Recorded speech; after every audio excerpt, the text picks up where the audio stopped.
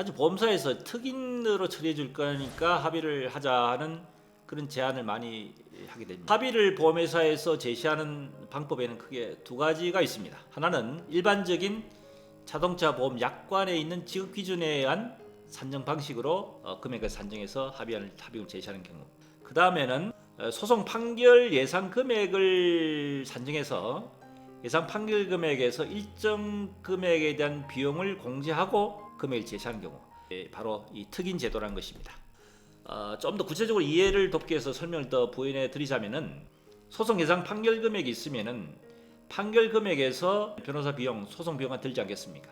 그 일정 비용을 공제한 나머지 금액, 그러니까 변호사 비용을 한 10% 또는 소송 비용은 5%에서 통상 소송 판결 예상 금액의 85%를 지급하겠다. 일반 장애 사건 경우에. 그리고 사망 사건 경우에서는 오히려 그보다 금액 유의를 더 높여서 90%까지 지급하겠다.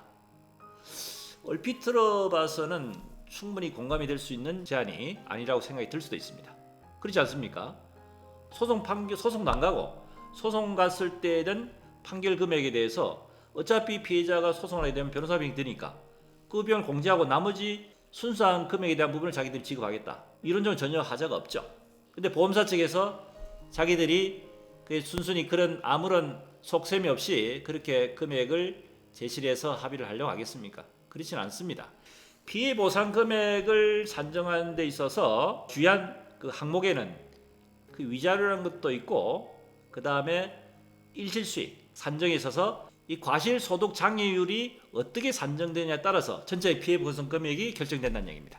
자, 그런데 보험사에서는 과실 부분에 대해서도 보험사 자기들이 자체적으로 유리한 방향으로 해서 과실을 적용을 한다는 것이 문제가 되는 거죠.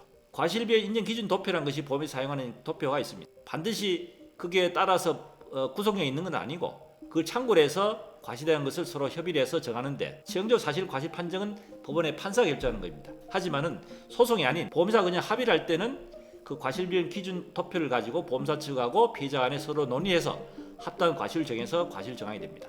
그런데 그것이 보험사 측이 유리하게 과실 적용을 한다는 것이 문제가 되는 것이고요.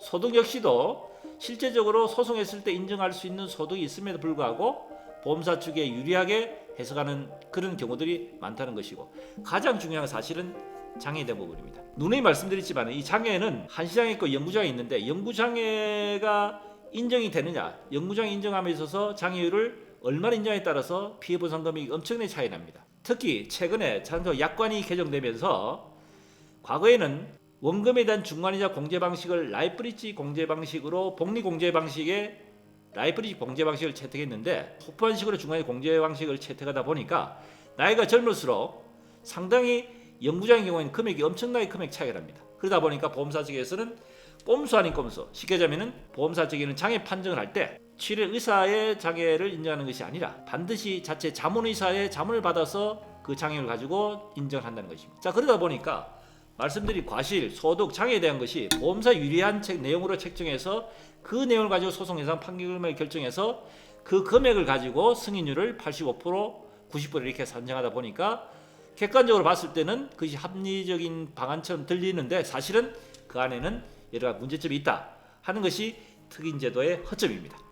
그래서 영구장애 대상이 되는 사건들, 특히 이제 어떤 중상해 사건들의 사망 사건 같은 경우에 있어서는 반드시 보험사 합의를 그대로 진행하기보다는 전문가의 상담, 특히 교통사 전문하는 전문 변호사 상담을 거쳐서 소송 갔을 때 실익이 얼마나 되는지, 실제로 보험사 합의했을 때 어느 정도 차이가 있는지에 대한 내용, 모든 비용 부분을 감안하더라도 소송이 훨씬 유리한지 여부에 대한 것을 자세히 살펴보고 결정하는 것이 중요하다 하는 내용을 꼭 말씀드리고 싶습니다.